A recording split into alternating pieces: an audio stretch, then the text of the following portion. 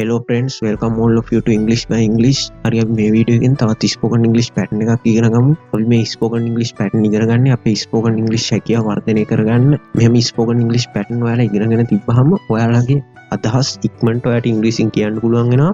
ඒ වගේම හරි සරලව ඔයාලට ඉංග්‍රීසි භාවිතා කරන්න පුළුවන්. හරි අපි අද ඒ වගේ තව pattern එකක් ඉගෙන ගමු.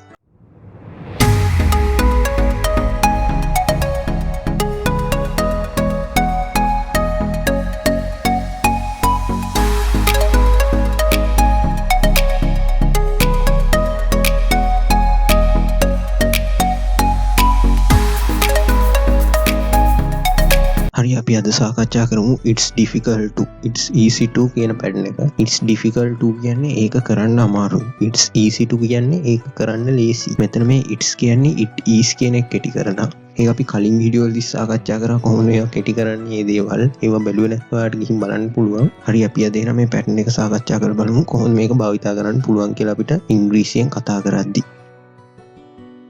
හරි අපි දැන් මේකේ sentence structure එක බලමු. මේකේ sentence structure එකට ආවම ප්‍රධාන වශයෙන් කොටස් දෙකක් තියෙනවා. ඒ කියන්නේ object pronoun එකක් එක්ක මේ sentence pattern එක යොදන්න පුළුවන්. object pronoun එක නැතුව මේ sentence pattern එක යොදන්න පුළුවන්. හරි object pronoun කියන්නේ me, us, you, them අන්න ඒ වගේ ඒවට තමයි අපි කියන්නේ object pronoun කියලා. ඒ කියන්නේ සාමාන්‍යයෙන් අපි passive කරද්දී by කියලා දාලා ඊට පස්සේ දාන්නේ අන්න ඒවට තමයි අපි කියන්නේ object pronoun කියලා. අන්න ඒ වගේ object pronoun එකක් එක්ක මේ pattern එක යොදා ගන්න පුළුවන්. object pronoun එක නැතුව මේ pattern එක යොදා ගන්න පුළුවන්. object pronoun එක නැතුව මේ pattern එක යොදන එකට සිංහල උදාහරණයක් නම් වාක්‍යයකින් කාර් එකක් drive කරන එක අමාරුයි.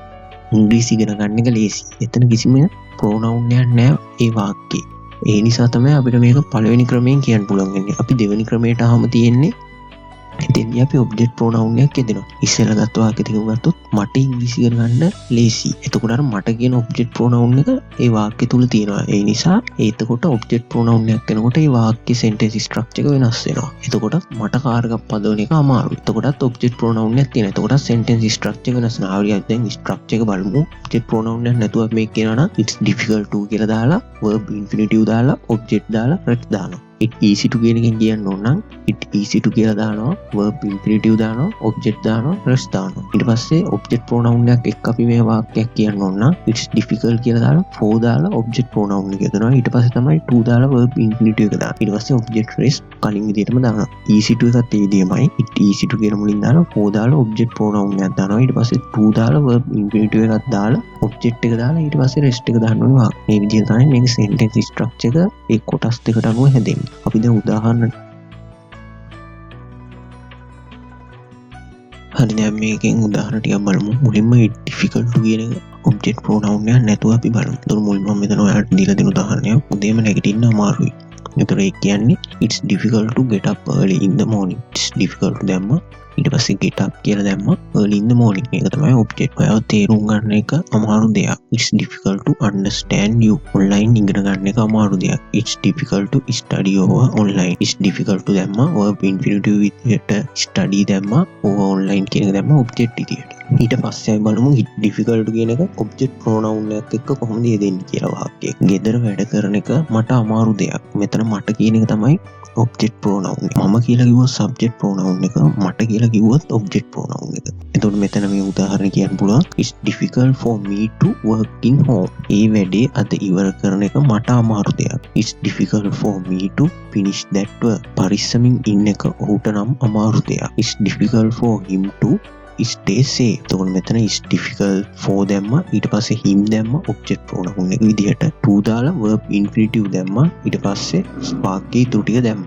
මේ විදිහට තමයි මේ it's difficult to කියන එකෙන් ඔබට object pronoun එකක් එක්ක සහ object pronoun එකක් නැතුව වාක්‍යයක් හදලා දෙයක් කරන්න අමාරුයි කියන එක ප්‍රකාශ කරන්න පුළුවන්. හරි අපි දැන් බලමු it easy to එහෙම නැත්නම් දෙයක් කරන්න ලේසි කියන එක object pronoun එකක් එක්ක සහ object pronoun එකක් නැතුව යෙදෙන විදිය. මුලින්ම මම මෙතන උදාහරණ ටිකක් කරන් තියෙනවා object pronoun එකක් නැතුව දෙයක් කරන්න ලේසි it easy to කියන pattern එක යොදා ගන්න විදිය.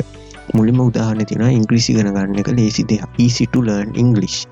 it easy to දැම්ම learn කියලා verb infinitive දැම්ම English object එක විදිහට දැම්ම. ඊළඟට තියෙනවා ඒ පාඩම තේරුම් ගන්න එක ලේසි දෙයක්. it easy to understand that lesson.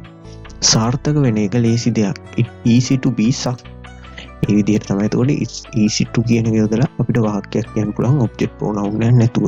දැන් අපි බලමු object pronoun එකක් එක්ක යෙදෙනවා නම් මේක කොහොමද යෙදෙන්නේ කියලා. මට ඒ පාඩම තේරුම් ගන්න එක ලේසි දෙයක්. easy for me to understand that lesson. easy for දැම්ම ඊට පස්සේ object pronoun එක me දැම්ම to කියලා දාලා verb infinitive එක දැම්ම that lesson කියලා වාක්‍ය object එක දැම්ම. මට ඔයාට උදව් කරන එක ලේසි දෙයක්. easy for me to help you. ඔයාට සල්ලි හම්බ කරන එක ලේසි දෙයක්. it easy for you to earn money. එතකොට ඒ විදිහට තමයි අපිට it easy to කියන pattern එක object pronoun එකක් එක්ක සහ object pronoun එකක් නැතුව වාක්‍යයක යොදලා අපේ අදහස් ප්‍රකාශ කරන්න පුළුවන්.